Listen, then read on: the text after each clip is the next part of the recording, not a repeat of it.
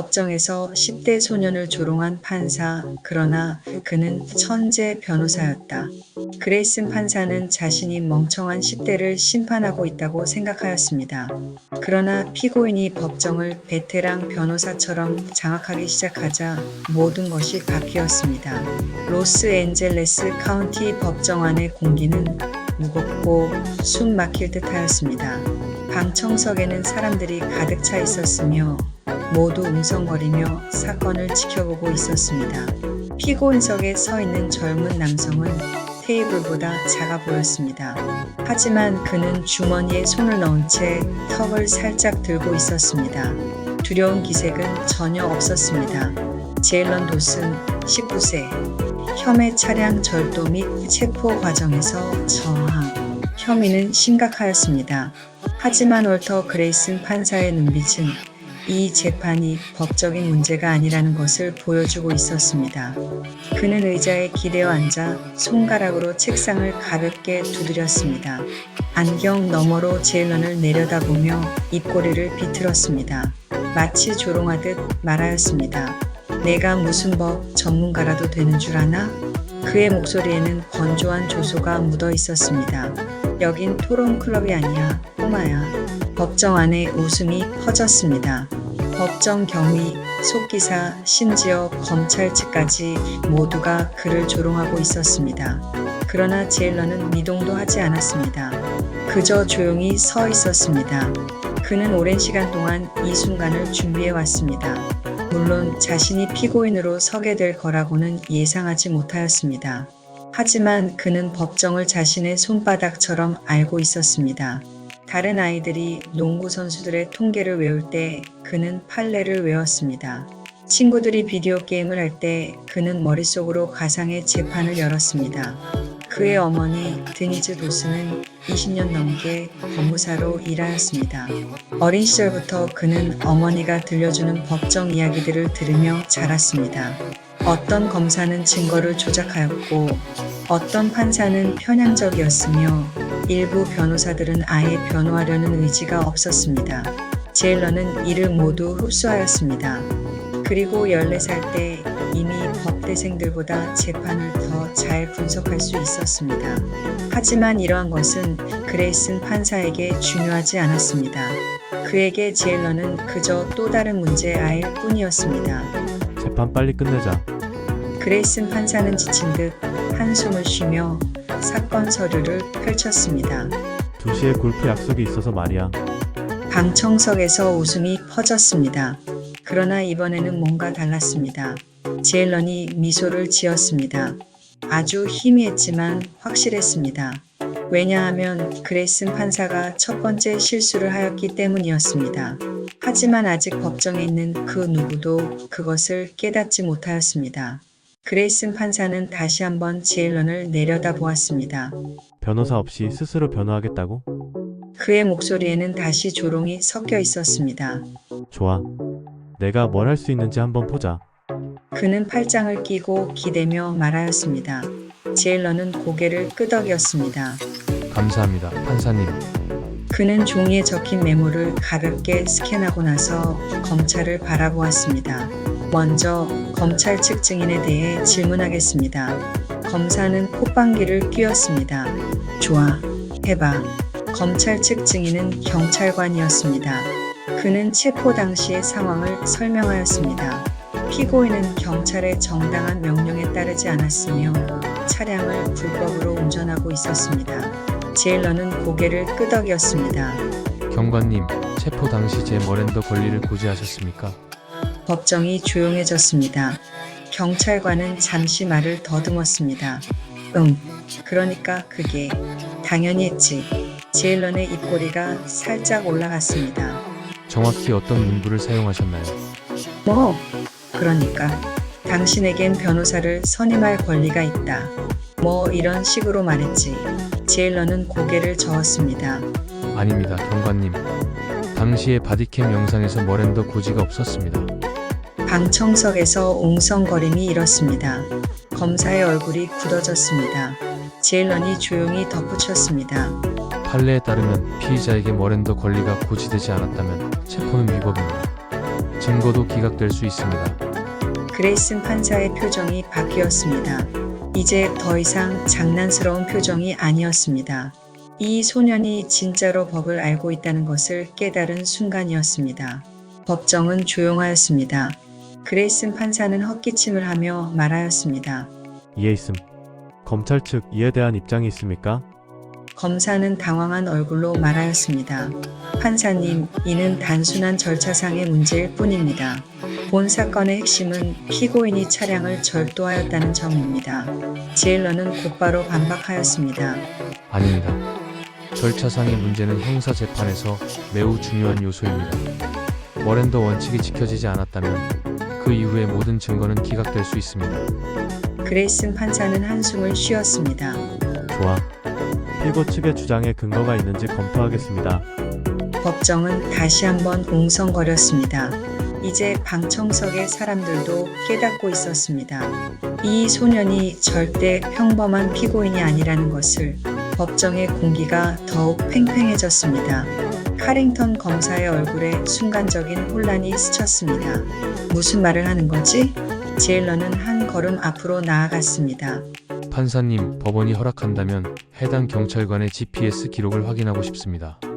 만약 그의 보고서에 제가 차량에 타고 있었다고 적혀 있다면 그의 위치 기록과 일치해야 합니다. 하지만 그는 잠시 말을 멈추고 공기를 가르듯 손을 흔들었습니다. 그럴 것 같지가 않습니다. 방청석에서 웅성거림이 커졌습니다. 그레이슨 판사는 눈살을 찌푸리며 카링턴을 바라보았습니다. 검찰 측 경찰관의 GPS 기록을 확인하는데 문제가 있습니까? 카링턴은 잠시 머뭇거리다가 마지못해 고개를 저었습니다. 아닙니다, 판사님. 하지만 이미 분위기는 변해 있었습니다. 배심원석의 몇몇 사람들이 서로를 쳐다보았습니다. 방청객들도 이 상황이 심상치 않다는 것을 깨닫고 있었습니다. 카링턴 검사는 서류를 정리하며 다시 태세를 갖추었습니다.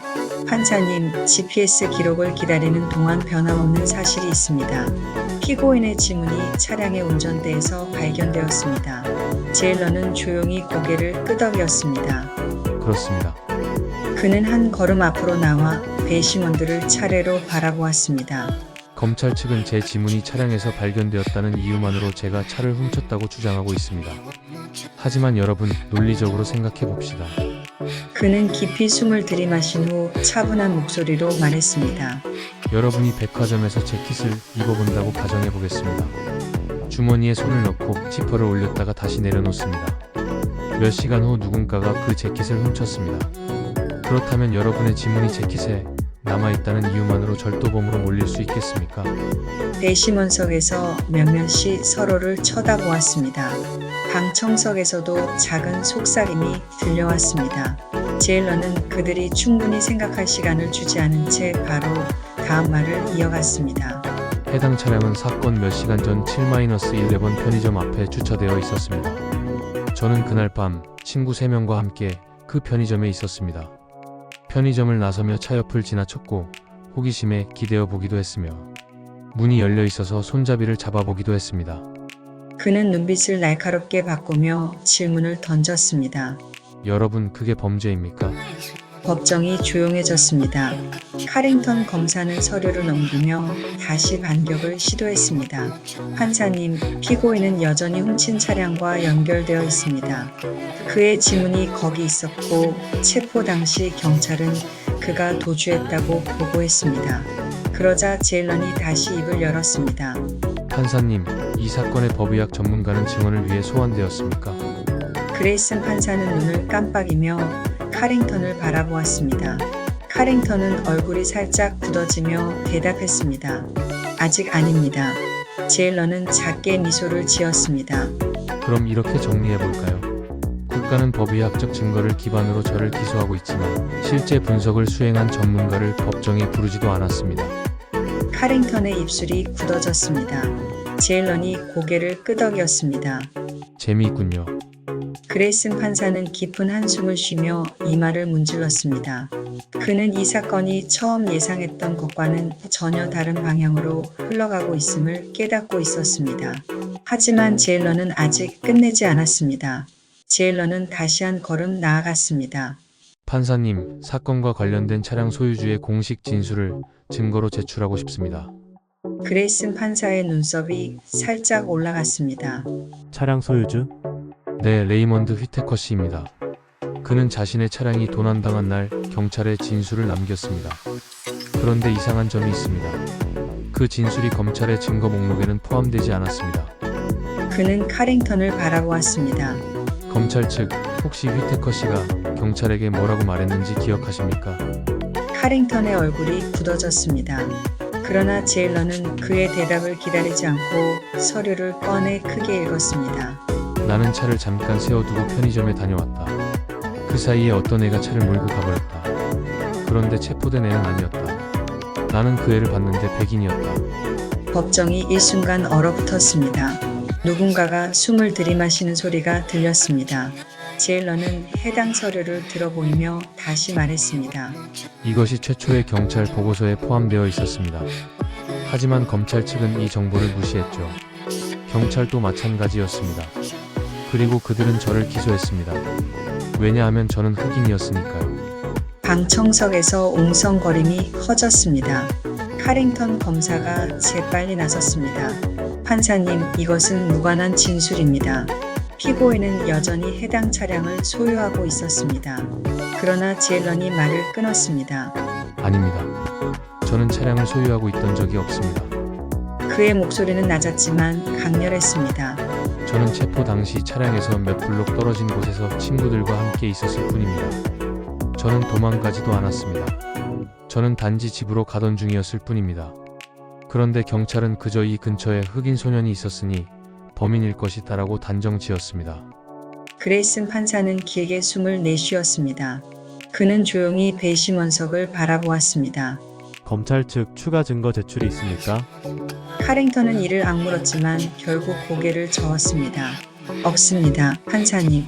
그레이슨 판사는 조용히 갓을 두드렸습니다. 이 사건을 기각합니다. 순간 법정이 술렁였습니다.